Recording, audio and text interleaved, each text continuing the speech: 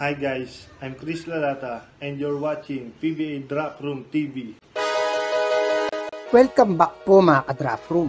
Wala pang isang buwan nang nag-champion sa MPBL Lakan Cup ang Davao Occidental Tigers.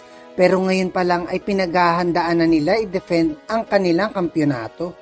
Ngunit napabalitang wala na sa susunod na season ang mga rotation players nila na sina Ivan Ludovice, Richard Albo, Jerwin Gaco, Bogs Raimundo at Kenneth Mocon. Pero sa paparating na Mumbaki Cup ay mas magiging formidable pa ang lineup nila dahil base sa aking source ay maglalaro na sa Davao sina Chris Lalata, Alvin Alday at Robbie Celis na compare sa mga aging players na nawala ay masasabi kong malaking upgrade. Dahil bukod sa mas bata ay mas athletic at skillful ang kanilang mga bagong recruits. Magiging malaking tulong si Chris kay Marky sa rebounding at mga hustle plays. Si Alday at Celis naman ay sa outside shooting.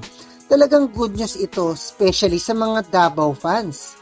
Abangan na lang po natin ang iba pang idadagdag ng Davao sa kanilang lineup para sa kanilang bid makapag back-to-back champion. Hanggang sa susunod na lang mga ka-Draft Room.